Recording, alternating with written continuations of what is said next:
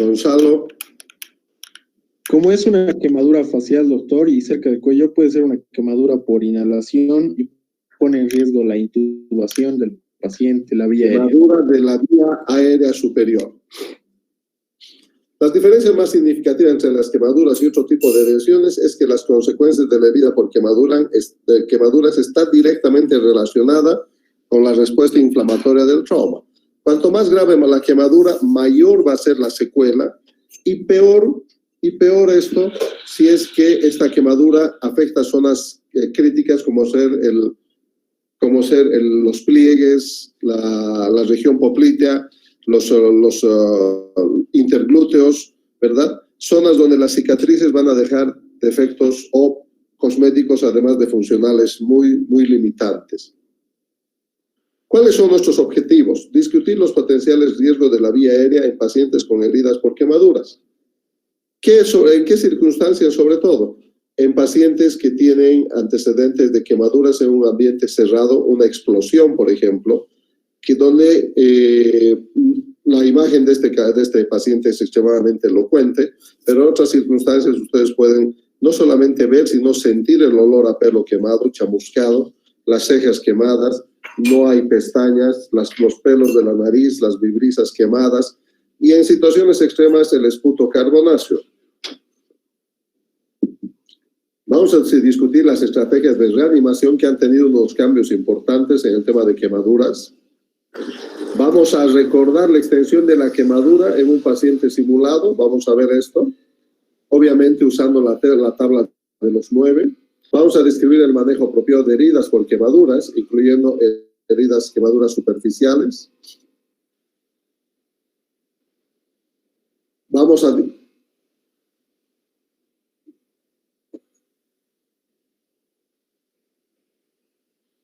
a discutir el medio apropiado de entrega de pacientes quemados, cómo trasladar a cuáles, a quiénes y dónde.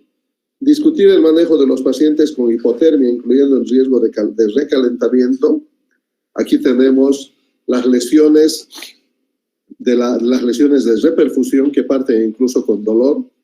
Describir los efectos tisulares y acá 2 puntos solamente en los términos de congelación, y el manejo de los pacientes con daño tisular por exposición al frío.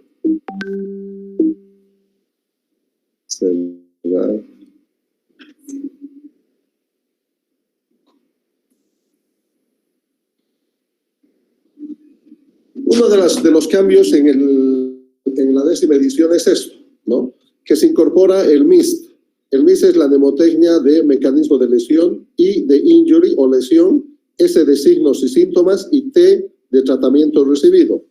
El MIST es habitualmente lo que se aplica durante el rescate y el periodo de traslado, ¿verdad? Entonces, el mecanismo de lesión, paciente de 29 años, esto permite o te ayuda a no olvidarte. M, mecanismo, injury, signos y síntomas y trauma. En el mecanismo de lesión es un paciente de 29 años quien cae de una altura de un piso de una casa incendiada. La ropa está en llamas, los testigos apagan el fuego y llaman al servicio de emergencia. Ya de hecho esto es una quemadura gravísima, así a simple vista estamos hablando de más del 70%. O sea, si nos remitimos solo a la foto, estamos viendo una quemadura entre segundo y tercer grado diríamos del 100% de la imagen que se ve en la foto. No estamos viendo las piernas, tendrían que verlas para ver si están o no. La pena que en estas circunstancias el paciente habitualmente está consciente y dependiendo de la gravedad de la quemadura, el paciente puede estar álgido o no. Si está agitado, el paciente no está agitado porque esté irritable, porque consumió bebidas alcohólicas, que es una buena posibilidad, sino que tenemos que considerar, no se olviden, si el paciente está agitado, estamos hablando de hipoxia. Y si está ya soporoso, estamos hablando de acumulación de CO2. La voz es normal, se queja de dolor abdominal y en la pierna, o sea, por la caída. Hay extensas quemaduras en cabeza y cuerpo superior. Qué café espectacular. Signos y síntomas no nos reportan. El paciente nos está hablando y nos está comentando. y el tratamiento no se reporta, ¿verdad? Y en estas condiciones llega. Entonces empezamos, esta es lo que se llama una discusión, ¿no?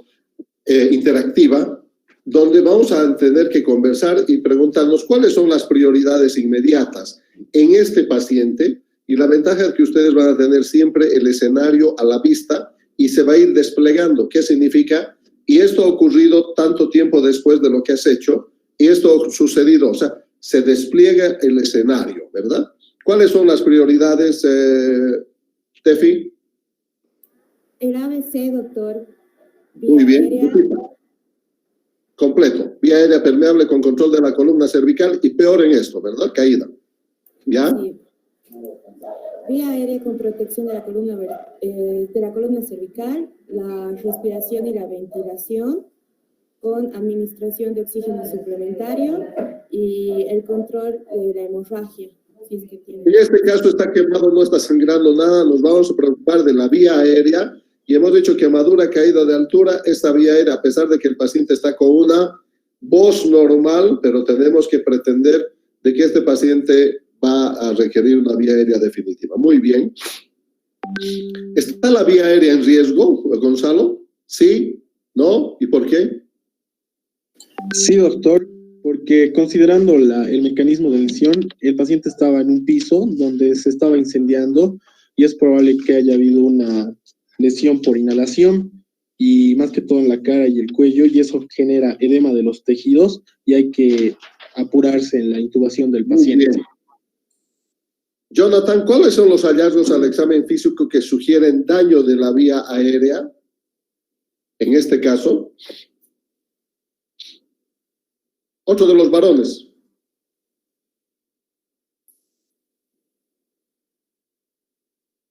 Bien, entonces la idea es de que en esto participen ustedes y yo no dé las respuestas, ¿verdad? Pero vamos a ir acomodando.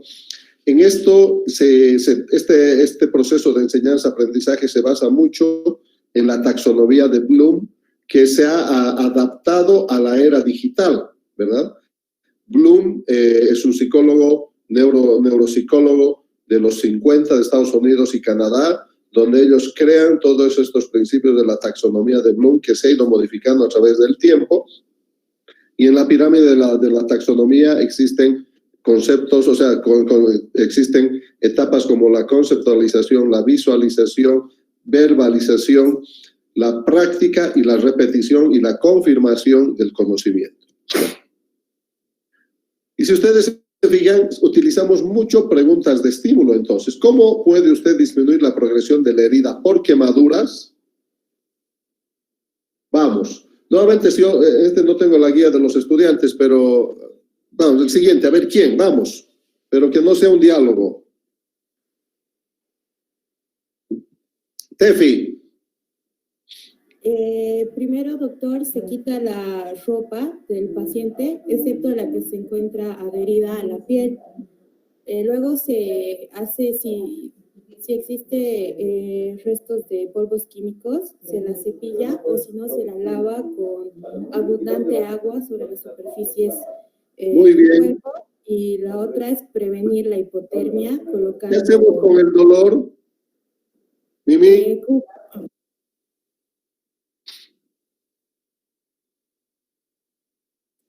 Mimi. Doctor, no sé si se escucha. El dolor, sí, te escucho. También podemos crear un acceso intravenoso y capaz darle algún opioide o analgésico. Es una muy buena opción el uso de opioides, ¿verdad? Por vía parenteral, después de haber colocado una buena vía. Y otro tema importante es cubrir con una sábana limpia una vez que has irrigado todo, sobre todo en quemaduras superficiales de primer y segundo grado superficial, que son extremadamente dolorosas. ¿Qué otras heridas potenciales debemos considerar en este paciente? Se queja de dolor abdominal y en la pierna. Vamos, pues participen, jóvenes. Doctor, síndrome compartimental. Trauma abdominal Perfecto, síndrome compartamental en la pierna por la quemadura, ¿verdad? Muy bien. Esquelético. ¿Y qué otro tipo de consecuencias secundarias a la herida térmica debemos considerar? Los fenómenos asociados con la explosión, con la caída, el impacto del cuerpo contra el piso, o cuando es una explosión, las esquirlas y los otros factores. Prosigue el caso. El paciente, por problemas respiratorios y dificultad y sospecha de quemadura de la vía aérea superior, lo intubas. Y además de que necesitamos reponer gran cantidad de soluciones parenterales, ¿verdad? Se obtiene acceso endovenoso en la fosa antecubital a través de la piel quemada. En este brazo, pero en este caso de este paciente no hay por dónde, así vas a tener que ponerlo más a través de la piel quemada. Y el paciente es expuesto completamente. La cara, el torso, las extremidades inferiores bilaterales estaban quemadas. ¡Wow! Ahí está. Estaban quemadas casi circunferencialmente. ¿Qué podemos pensar de esto?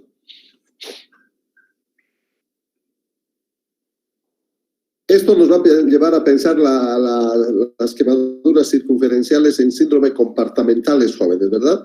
O sea, acá el escenario además de desplegarse, te está dando datos que te orientan hacia ciertas patologías que tú tienes que tener la habilidad de detectar. Se coloca sonda Foley, es fundamental por dos razones en la quemadura. A ver. Para controlar la diuresis del paciente y la reanimación con líquidos, doctor. Perfecto, es fundamental eso. Y obviamente si la quemadura fuera eléctrica, pensaríamos en la rhabdomiólisis. Ese es nuestro paciente. Entonces, evaluamos un poquitito. ¿Cuál es el tamaño del estimado de la quemadura de este paciente? Fíjense. ¿Se acuerdan de los 9, no? 9 tórax, 9 abdomen, 18. 4,5, 4,5, o sea, 4,5 por delante, 4,5 por detrás, 9. Se salva un poquitito el periné y quemadura de las partes. Vamos a repasar también, obviamente. Y en la parte posterior se salvó la nuca, el dorso, los glúteos. Y cuando acá estamos hablando fácil, a ojo de buen cubero, casi un 60% de superficie corporal quemada. Y cuando uno no tiene este recuerdo tan fácil o la quemadura es mapeada, la palma de la mano, incluidos los dedos, representan el 1%, ¿no? Esta es lo que es la tecnología, una reproducción. ¿Por qué es importante estimar el tamaño de la quemadura, jóvenes? Estas son las preguntas de estímulo, ¿verdad? Te dice, o sea, haces que participen todos. Por eso es importante venir habiendo leído. Dale. Para hidratar al paciente, doctor, y para trasladarlo al paciente, las quemaduras con porcentaje de 20% sí o sí necesitan reanimación con líquidos. Para evaluar la gravedad, establecer el plan terapéutico y con eso vamos a predecir los resultados funcionales y también los cosméticos de nuestro paciente. Muy bien, o sea, fabuloso. O sea, acá lo importante primero es definir la extensión y la profundidad para planificar nuestra reposición de volumen, ¿verdad? En segundo lugar es definir si hay o no compromiso, las prioridades, el A, B y C. Y tercero, en base a la gravedad y la historia amplia del paciente para el traslado a un centro de quemados. Bien, le hemos colocado, acuérdense, el paciente ahora está intubado con vía venosa antecubital. El paciente está descubierto, como hemos visto. Fíjense, así está en la cama. Ahora estamos avanzando, ¿verdad? Y dice, ¿qué significa una orina oscura que hemos visto en la sonda Foley? Es escasa y está oscura. La presencia de mioglobina, lo que puede indicar una rhabdomiólisis, doctor, y llevarnos una... Todavía a esta altura un poco en quemadura por inflamación es difícil, quizás en una rhabdomiólisis por eléctrica quemadura sí podríamos pensar. Acá el paciente está entrando probablemente en falla renal por déficit de volumen, fundamentalmente por ¿qué es lo que caracteriza un paciente quemado? La gran pérdida La deshidratación. Eso. Continuidad del caso. Dice, el proceso ABCD fue abordado, hemos hecho A con vía aérea permeable. Hemos determinado el área de la superficie corporal quemada. Las heridas, las quemaduras de segundo y tercer grado de la cabeza y los pies se han definido. O sea, hemos podido definir. ¿Están viendo, jóvenes? Sí, doctor. Sí, doctor. Ya. Vamos a admitir a unos cuantos más. Entonces, en este escenario que se va desplegando, tenemos el paciente que ya está con una vía aérea permeable, está con una vía venosa periférica, está con una sonda urinaria, estamos viendo que orina muy poco y hemos definido el tipo de quemadura que tenemos. Normalmente nosotros, la que utilizamos más, a mí me gusta mucho, es la quemadura de primer grado, de segundo grado superficial y profundo, y la de tercer grado y la total. La Argentina europea de Benaim tiene otras características, pero es cuestión de elegir. ¿Cómo va a manejar las quemaduras del paciente para prevenir la morbilidad y la mortalidad futura? En este paciente la mortalidad está por encima del 90%, ¿verdad? Porque es una quemadura extensa. ¿Qué es lo que tenemos que hacer? Reanimación con líquidos. La novedad en este capítulo, en esta edición, es que la reanimación con líquidos se inicia no con 4 ml kilo peso de acuerdo a la fórmula de Parkland, sino que vamos a utilizar 2. Lo ideal es 2 ml kilo peso hora por superficie corporal quemada, por profundidad y superficie corporal quemada. Entonces eso nos va a dar un determinado volumen, pongámosle, le daremos 21 litros, ¿ya? De esos 21 litros debemos reponer un tercio en las primeras 8 horas. 3 por 7, 7 litros sería un tercio y 14. Los primeros 7 litros vamos a reponer entonces en las primeras 8 horas de ocurrida la quemadura. Si la quemadura ocurrió a las 8 de la mañana, ahí empieza la quemadura. O sea, el conteo de las horas, no cuando el paciente llega al servicio de emergencia. Entonces, este paciente ha pasado mucho tiempo, está orinando poco, colúrica, y nosotros tenemos que buscar por lo menos un débito urinario de 30 ml. Idealmente 0,5 a 1 ml kilo peso hora en el adulto, o 1 en el niño, o 1,5 a 2 en el lactante. Entonces se va aumentando el volumen de los líquidos y el 50% restante, que serían los siguientes 14 litros, los vamos a pasar en las siguientes 12 horas, 12, en las siguientes 16 horas, ¿verdad? Y obviamente vamos a recurrir a los anexos, que vamos a consecuencia de la caída, acuérdense, ahí dice dolor en la pierna, radiografía de tórax, radiografía de pelvis, en este caso radiografía del tórax y las extremidades. Estamos con el escenario desplegado y nosotros nos hemos planificado una resucitación para lograr un débito urinario de 30 ml aproximadamente por hora, ml hora. Ahora, la pregunta es, ¿cómo difieren las estrategias de reanimación de los otros tipos de trauma?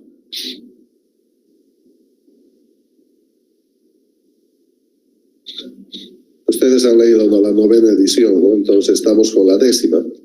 Las estrategias en general van a ir dirigidas inicialmente, primero, a la reanimación con cristaloides, el uso precoz de coloides y el uso precoz de sangre y hemoderivados, plasma fresco, plaquetas, concentrado de glóbulos rojos. Entonces la reanimación fundamentalmente parte y además el uso de antibióticos.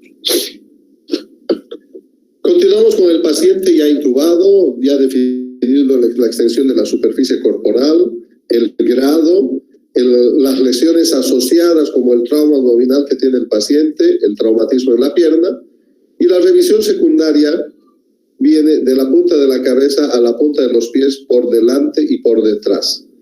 Y en la revisión secundaria hemos encontrado que las pantorrillas de ambas piernas se encuentran firmes y edematosas, ¿verdad? Miren cómo están negritas, están muy duras y edematosas y además adoloridas. ¿A qué está orientando esto? A un síndrome compartimental. Un síndrome compartimental, ¿por qué? Por el edema y porque están firmes y porque al tacto hay sensibilidad aumentada. ¿Y cuál sería la fisiopatología? ¿Cuál es la etiología del síndrome compartimental? Por la quemadura en circunferencia, doctor. Exactamente, las quemaduras circunferenciales van a provocar cicatrices, escaras circunferenciales que van a disminuir el retorno venoso y van a hacer posible la presencia de un síndrome compartimental. ¿Cuál es el hallazgo, o sea, la importancia del hallazgo de edema y compartimientos firmes durante la revisión secundaria? Ya lo hemos visto. Y concluye el escenario, ¿verdad? En este momento se hacen los traslados, hemos definido que es un paciente extremadamente grave, entonces en este momento nosotros discutimos qué pacientes vamos a trasladar y a dónde. Vamos. ¿A dónde es fácil, verdad? Tiene que ser a un centro de quemados. ¿Y a quiénes? Pues ya viene graduado por el tema de las comorbilidades, edades extremas, superficies quemadas mayores al 20%, iguales o más del 20%, ahí de segundo y tercer grado, ahí agregamos el tema de lo que son quemaduras en zonas estratégicas como cara, manos, genitales, quemadura en cabeza. O sea, existen algunos datos más finos y que actualmente te dicen de que si tú tienes un centro no necesariamente de quemados, pero que las lesiones no son muy extensas, pero afectan zonas estratégicas, tú podrías pedir la asistencia vía WhatsApp de un quemólogo que te oriente en el manejo de estas zonas quemadas, llámese cuello, llámese los pliegues del codo, el hueco popliteo, zonas donde las cicatrices pueden dejar graves secuelas funcionales. Ahora, hemos decidido trasladar cuáles son los elementos importantes que debemos comunicar. Ya se han hecho los arreglos para el traslado, pero antes de trasladar se decide realizar esquerotomía, dice, ¿no? En los detalles. Los elementos a considerar en este tipo de pacientes son que se tiene que registrar fundamentalmente toda la cantidad de líquidos recibidos de la hora de inicio al final, acompañar todos los exámenes realizados, imagenológicos o de laboratorio, y todos los elementos hemoderivados solicitados que acompañen al paciente, además acompañar al centro de quemados por una persona experta en el manejo de la vía aérea, porque si se retira ese tubo, lo más probable es que no se logre volver a instalar o reintubar y intentar una traqueostomía complicada. ¿Dónde se debe documentar esta información? En la hoja clínica del paciente de traslado, ¿verdad? Donde tú vas el documento que va a acompañar al paciente con todas las recomendaciones, y lo ideal es que te pongas en contacto con el médico que va a recibir al paciente. Otro escenario, alguien que lea. Una mujer de 35 años es llevada al hospital después de estar desaparecida 2 días, al encontrarse a la intemperie en temperaturas de menos de 30 grados centígrados. Ese es el mecanismo de lesión. No se reporta las lesiones, los signos y síntomas: temperatura central 30 grados centígrados, y el tratamiento ninguno reportado. Ok. Entonces, el mecanismo de lesión: mujer de 35 años, desaparecida 2 días y la encuentran fría en temperaturas muy congeladas. Esto no es común en nuestro medio, ¿verdad? En Sudamérica es raro encontrar nevados tan prolongados con tanto frío, pero sí podemos encontrar mucho en lo que es en Estados Unidos, donde nieva bastante, en el Canadá. Entonces, uno tiene que conocer un poquitito también de la geografía, las épocas en las cuales nos toca, porque de repente estás trabajando en Canadá, ahora que hay mucho requerimiento. Y nos dice que 2 días encontrado, pero aquí lo que me llama la atención a mí es la edad, ¿verdad? Es una mujer muy joven que probablemente salió un día de nieve, se perdió y está en riesgo su vida. Mecanismos de lesión no nos reportan. Signos y síntomas: temperatura central. ¿Cómo la midió la temperatura central?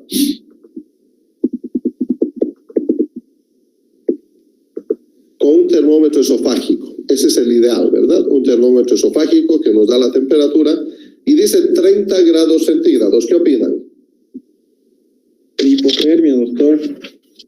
¿Ya? ¿Cuándo hablamos de hipotermia, Tefi? ¿Cuánto estamos Cuando diciendo? está por debajo de los 35 grados, doctor. ¿Perdón? Cuando está por debajo de los 35 grados centígrados. 36 grados centígrados por debajo, estamos hablando de hipotermia, ¿verdad? Entonces, cuando a mí me disparan ahora estas pistolitas de temperatura infrarroja y me sale 35,2, ¿verdad? Entonces estoy muerto, estoy congelado. Y obviamente, cuando estamos hablando de 32 grados por debajo, estamos con una hipotermia severa. Por lo tanto, esta señora no está muerta, pero está congelada, y hasta que no la recalientes, no está muerta, ¿verdad? No estaba muerta, estaba de parranda, nada más, eso era, y se congeló la señora. No hay tratamientos iniciales y vamos a ver lesiones por frío. ¿Cómo evaluamos y manejaríamos inicialmente a este caso que ustedes tienen el MIS desarrollado en la parte derecha de su pantalla? ¿Cómo evaluamos y manejamos inicialmente a este paciente? Las prioridades son las mismas, A, B, C. Lo que va a cambiar ahora es el enfoque desde el punto de vista del manejo de la hipotermia, definir hipotermia y qué es estamos hablando frente a una hipotermia severa. Por lo tanto, tenemos que recordar que las hipotermias leves, 35 a 33 grados centígrados, en general van a revertir con sueritos calentados o tibios más una manta caliente que la recubra una vez terminada la evaluación inicial y el manejo. Las hipotermias moderadas y severas, que están por debajo de 32, van a necesitar algún otro tipo de recalentamiento. El primero, el que les he hablado, se llama recalentamiento pasivo.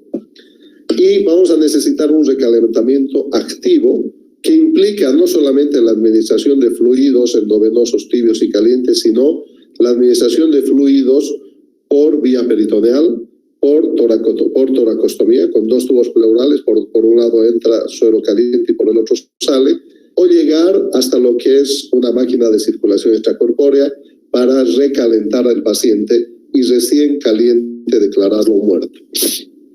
¿Cómo iniciamos el recalentamiento? La primera medida en hipotermias leves, jóvenes, es una manta caliente. Primero hay que retirar toda la ropa húmeda, la ropa mojada, que está incrementando el riesgo del frío, de enfriamiento. Retirar las joyas, retirar los anillos que están constriñendo, todos los elementos nocivos para el cuerpo, y en ese momento nosotros iniciamos el recalentamiento del paciente sobre todo con una manta caliente para empezar a recalentar y lograr una elevación progresiva de la temperatura.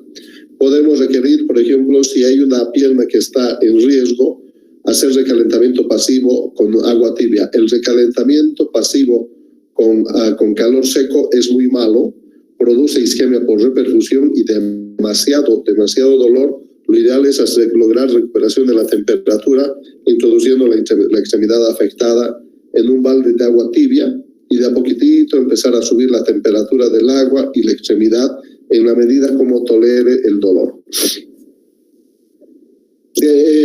A la medida que va aumentando el grado de la hipotermia, nosotros vamos a incrementar las otras alternativas. ¿Y cómo vamos a monitorizar al paciente durante el recalentamiento? Indudablemente que nuestras prioridades iniciales, el A, el B, el C, se han instalado. En C estamos con 2 vías venosas de grueso calibre administrando Ringer lactato a 39 grados centígrados. Además, estamos haciendo un recalentamiento 30 grados activo con 2 tubos pleurales a ambos lados administrando, y vamos a ir midiendo pues con el mismo termómetro esofágico con el que medimos, vamos a ir definiendo el nivel y la respuesta del paciente frente a lo que es el recalentamiento.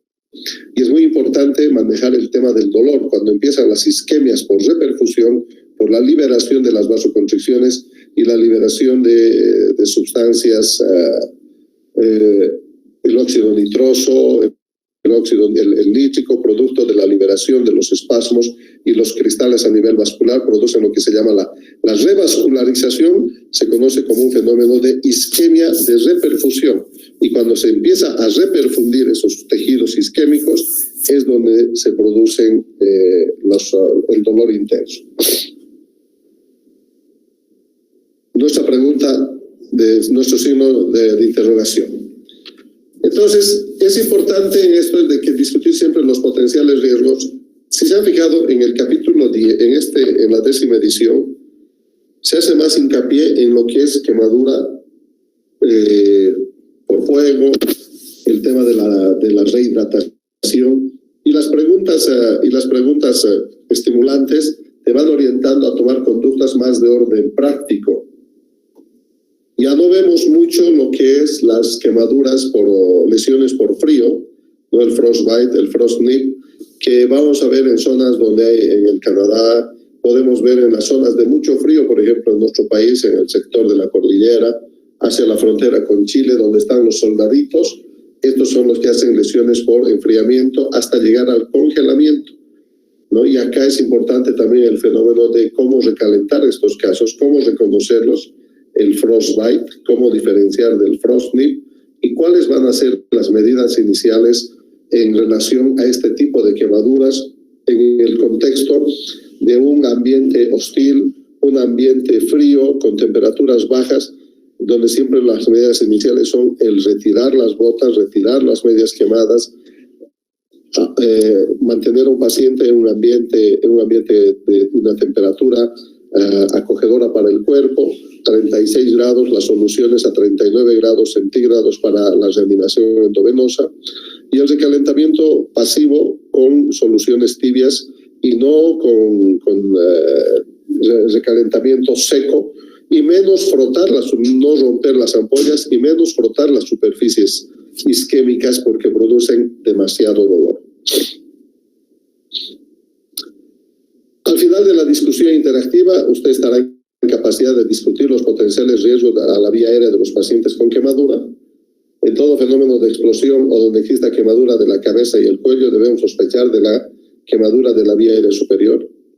Discutir las estrategias de reanimación a los pacientes con quemaduras. No se olviden, lo actualmente recomendado por la Asociación Americana de Quemados es la administración de 2 ml kilo peso de Ringer lactato a 39 grados centígrados, 1/3 en las primeras 8 horas y el 2/3 restantes en las siguientes 16 horas. Es importante estimar la extensión de la quemadura para nosotros al ingreso.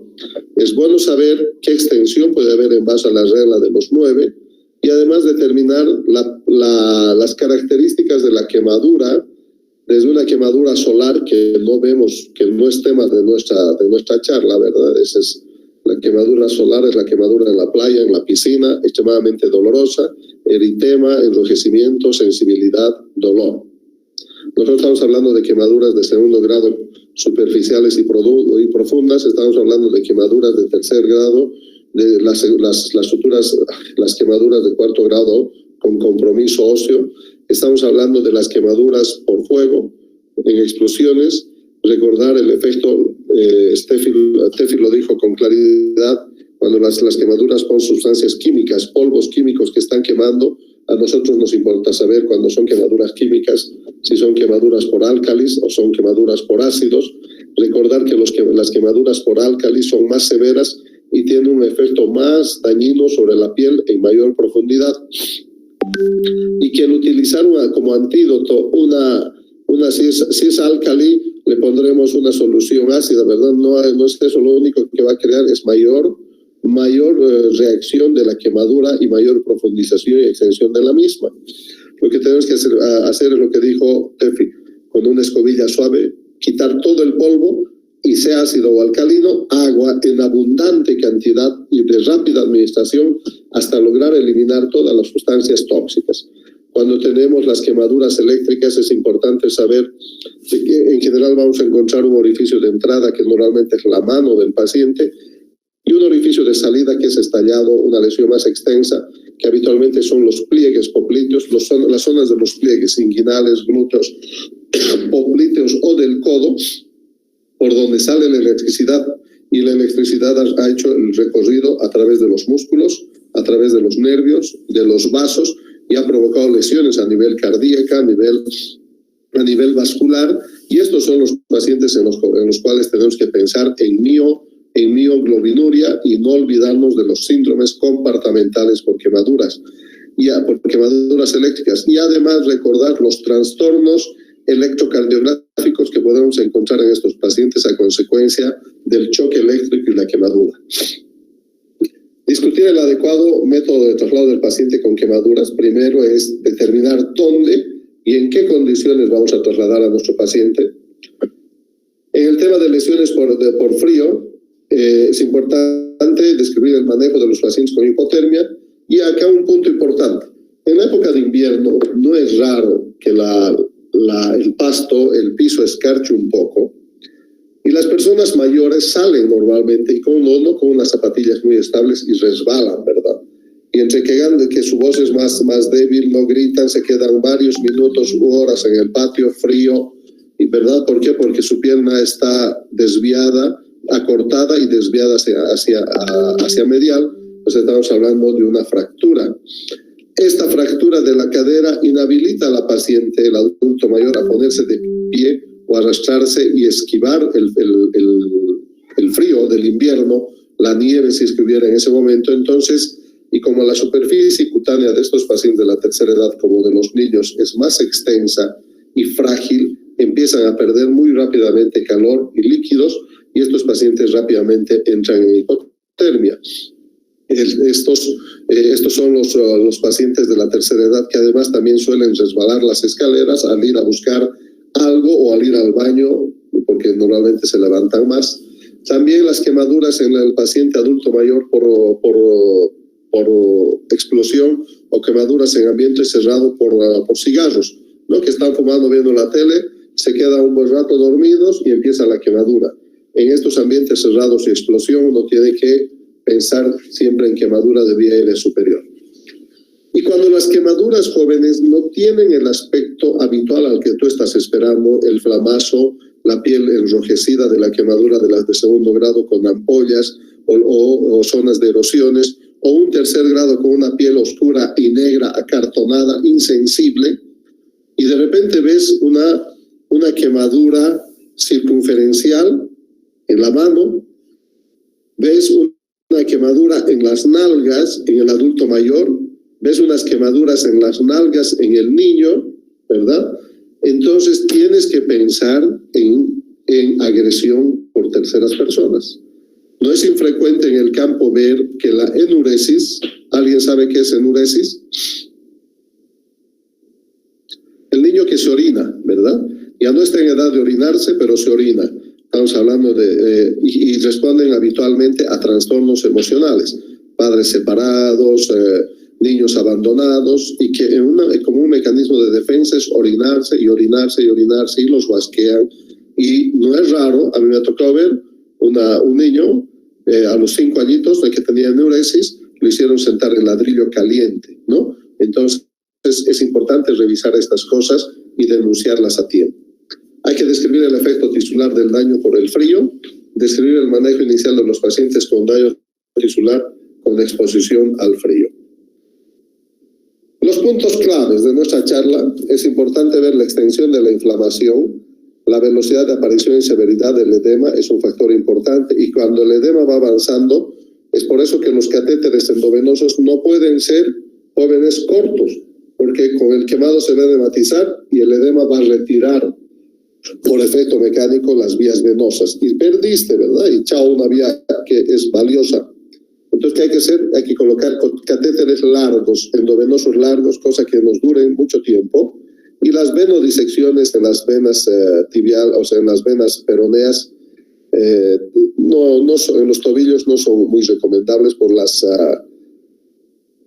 inflamaciones de las venas que producen, ¿no?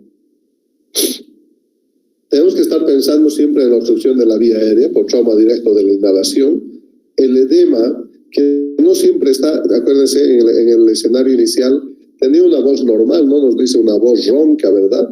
Pero el edema está progresando por la quemadura franca que hemos visto en la cara. Indudablemente que lo mismo está ocurriendo por dentro. Por lo tanto, si tú esperas mucho, probablemente no tengas el tiempo suficiente como para lograr intubar, y vas a agregarle mayor morbilidad al pretender hacer una traqueostomía con mayor riesgo y morbilidad para el paciente. En los niños no cambia la fórmula de Parkland, se mantiene la recuperación con 4 ml kilo peso. En el adulto se inicia con 2 y luego se aumenta a 3 como líquidos de mantenimiento, y nuestro parámetro fundamental para evaluar el grado de recuperación de la rehidratación asociada a la quemadura es la diuresis.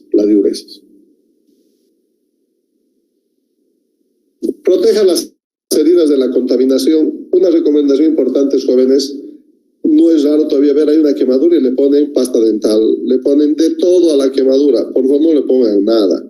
Agüita, agua tibia. Otra conducta es muy común, reventar las ampollas con una agujita. No, reventaremos y la vaciaremos.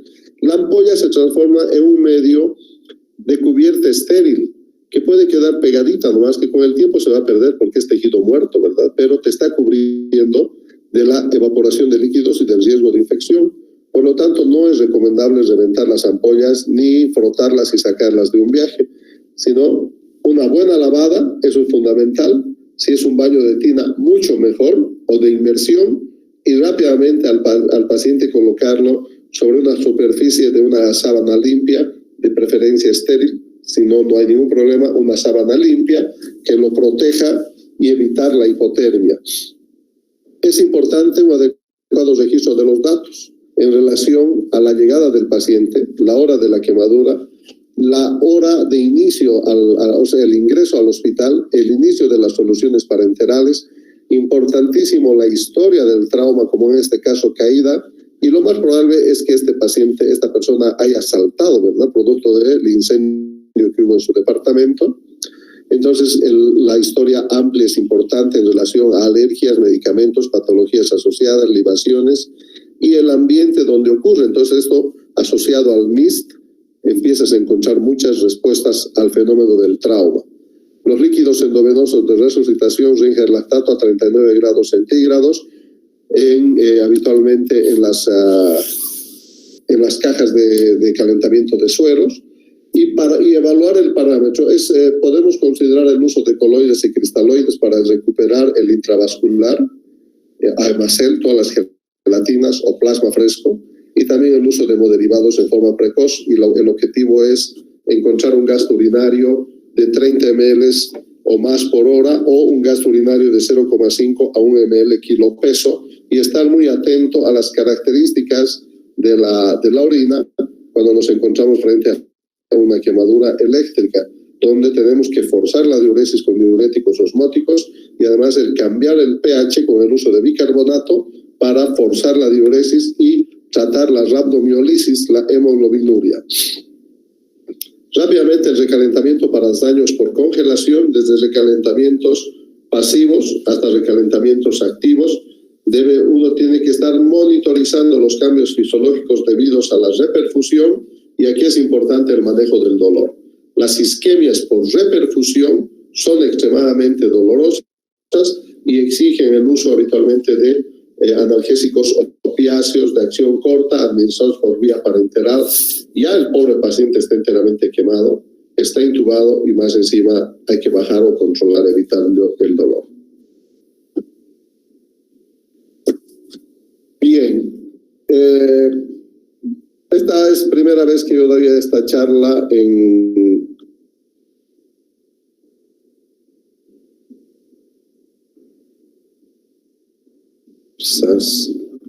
de quemaduras. Me gustó, es muy interesante, tiene mucha información, y cada uno de estos capítulos de la 10ª edición es un escenario, la característica que se despliega, ¿verdad? No es un escenario fijo, se despliega. Acá el tema se va entregando, pero se va entregando a través del estudiante por preguntas que estimulan a los cuestionamientos, y en la medida que el escenario se despliega en estas discusiones interactivas, el intercambio es más. La cosa es acomodarse al nuevo estilo.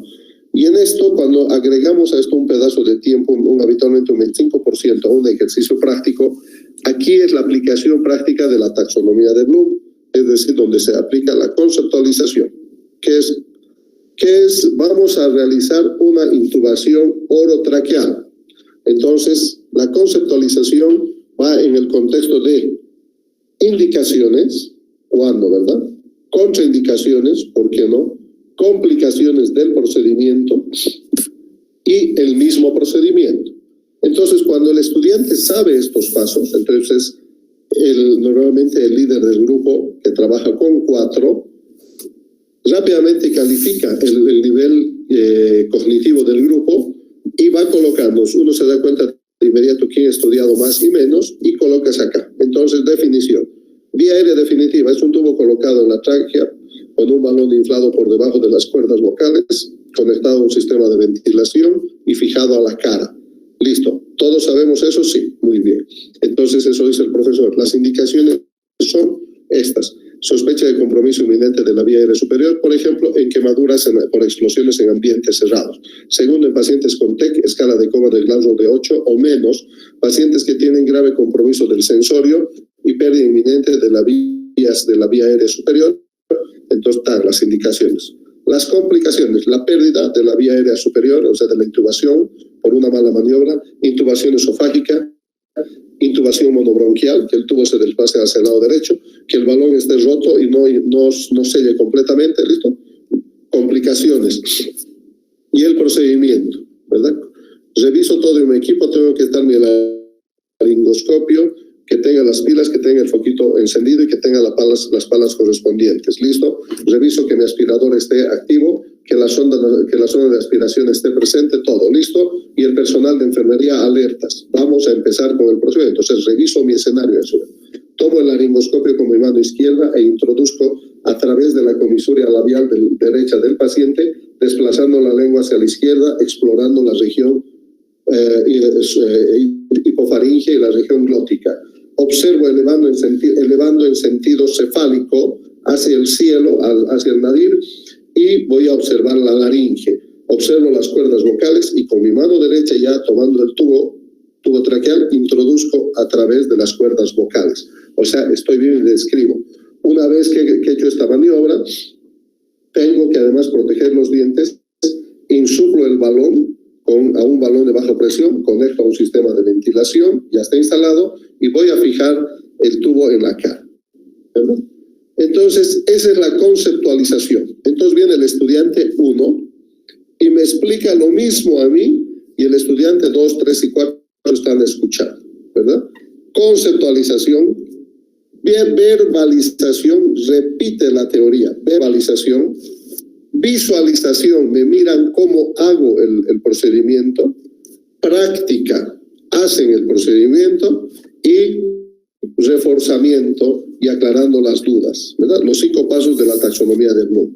Entonces, en este momento, el estudiante 1 ya hizo, el estudiante 2 estaba de observador, ahora el estudiante 1 es de evaluador, el estudiante 2 hace del procedimiento, el 3 observa, y así sucesivamente. Entonces, tú alcanzas a repasar en la práctica 5 veces la teoría, la parte cognitiva, la parte actitudinal y la parte procedimental, ¿verdad? Entonces, con eso es difícil de que no lo vuelvas, no hayas logrado consolidar el conocimiento. Ahora, el profesor no se da cuenta de inmediato quién no ha leído el libro, y habitualmente el estudiante, este doctor flojo que no leyó, se coloca inmediatamente en 4º lugar. ¿Qué ocurre? Que para la siguiente estación ya no viene al curso. ¿Por qué? Porque te sientes mal, ¿verdad? No has estudiado para el curso y por lo tanto perdiste tus $600, porque el hecho que no hayas estudiado es tu responsabilidad. Entonces, esto lo hemos hecho en la práctica. Una de las estaciones muy ideales para hacer esto es vía aérea. Se hace con trauma abdominal, se hace con niño, vía aérea niño y adulto, se hace con trauma abdominal, se hace con tórax, tubo pleural, ¿no? Se hace con vía aérea quirúrgica y por punción. Son 9 estaciones que ocupan más del 70% del tiempo en la práctica. Entonces, esta modalidad es la que yo pretendería incorporar, porque los videos son muy explicativos y vamos a ver cómo hacemos que con un grupo de estudiantes podamos hacer estos pasos para poder tenerlos en una imagen y poder transmitirlos para reforzar los videos. ¿Preguntas?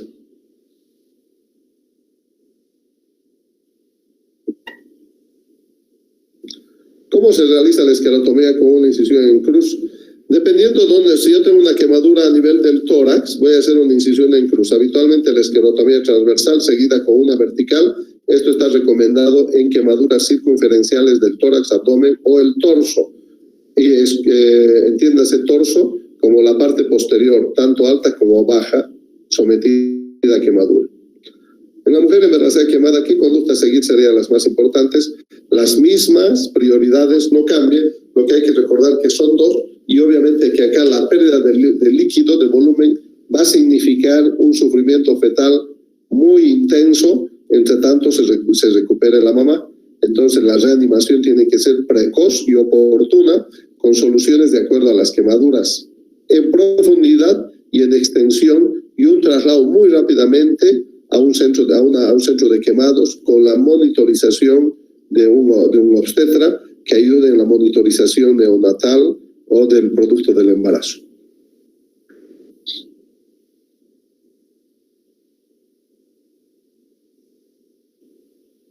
¿Qué más?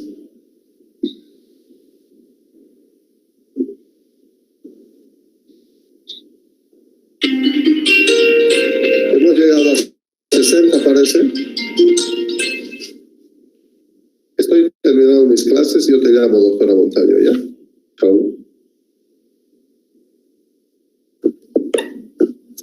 Bien, estamos on time. Un vuelo más de BOA, Boliviana de Aviación, llegando a tiempo. Ha sido un gusto compartir con ustedes, pero verán, para hacer esta modalidad tienen que leer más. Ahora se entiende porque no se les alertó a tiempo para que lean la 10ª. Les cuento que ustedes se pueden bajar del Facebook, la 10ª edición en PDF, el libro original, ¿verdad? Y como les dije, yo les tengo preparado una sesión de imágenes y videos espectacular con el control de sangrado para el día viernes como despedida. Nos vemos mañana, jóvenes, con trauma, creo que es en la mujer embarazada, o el niño, o el viejo.